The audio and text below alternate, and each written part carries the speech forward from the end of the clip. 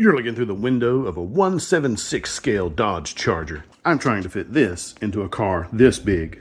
Stick around to see if this actually works. Alright guys, I got something really cool and exciting for the channel this time. So, we're going to build a real-life, virtual reality race car track out of remote control cars. Alright, I've already done one.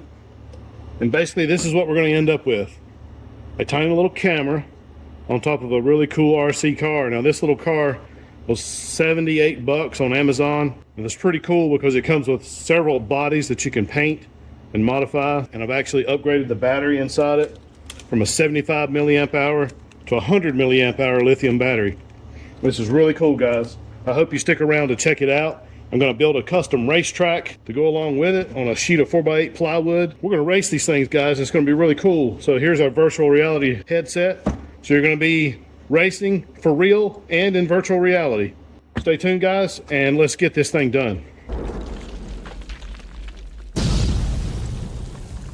So here's our little camera.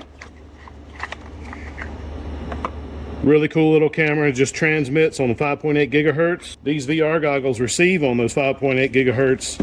So I did one to learn how to do it, and now we're going to do the second one, show you guys how to do it. So check that out, guys. How cool is that? It comes with a ready-to-go black body and two spare bodies that you can paint and modify and do however you'd like. So it's got the windshield, the back glass, the headlights, tail lights. I think for this one we're going to go with Kubota orange. I mean, what better color than Kubota orange? But hopefully it won't be as slow as a tractor.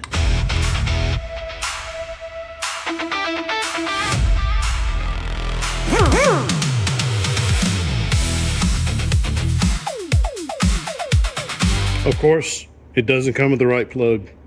Neither does the camera. So on these cars, they have a little accessory port. So that's where we're going to plug our camera in. And this will only power the camera when the car is on.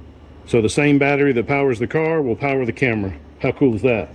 All right, guys, so you can see my Kubota orange attempt turned out really crappy. I guess my paint was old or something like that. So I found some caliper red and went in and painted this one. This one looks much better. So I clipped a little hole in the back glass there. This is where my plug for my camera will go through. Okay, on my camera, just desoldered the old plug there and then just soldered the new one on. It really wasn't hard. As long as you tin your wires with a bit of solder first, it goes right on, no issues. The front headlights there, the little piece, I just glued it in there with a bit of model glue. No problem there. The battery, I figured out the optimal place for it, and then I used a little bit of 3M double-sided tape to hold it in place. No problems there. So it's all together. That's what she'll look like. Oh, and I forgot the back wing. I got to glue that on as well.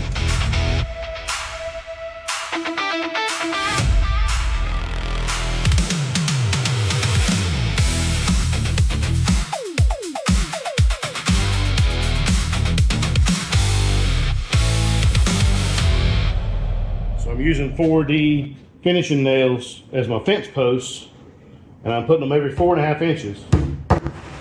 I'm hoping I'm going to be able to work those slats there around them in such a way that it makes a nice border fence. The way I work, no plans are written down. We only do it in our mind. We think about it and we think about it. Wake up at 3 o'clock in the morning and think about it some more. And then just do it.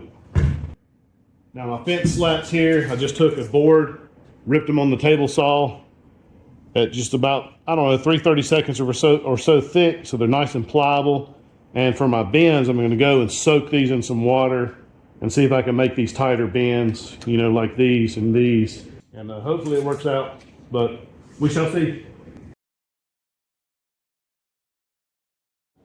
What's that Mythbuster saying? Anything worth doing is worth overdoing. So we're getting street lights. I've cut up some hobby-sized dimensional lumber here. We're going to build an observation deck set on there, and maybe a house or something. Who knows what that'll lead to. Well, we're going to wire our lights instead of crawling under the table. Why not raise it with the car lift? So you can get these little controllers, and I just jumpered off the controllers to my expansion blocks, and then from there off to more expansion blocks, and then just wired everything together, making sure, you know, red's to red in this particular case. And over here, this one was black to red. Just have to wire your LEDs so that they, you know, are positive to positive, otherwise they won't light. And then for cable management, I just use hot glued the cables up. And then your power supply here, I just grabbed an old IBM laptop power supply. And this particular controllers, I think they work from like 3 volts all the way to 24 volts. And that's a 24 volt power supply. I think it's 3 amps. So it's way more power than I need to power all this stuff. So I'll have links to all these little connector blocks and distribution blocks in the description down below if you want to duplicate what I've done, as well as the controllers. And these controllers, you can piggyback from one to the other, which is what I've done, because they'll only handle like 24 lights each. A lot of these lights that I have here are doubles.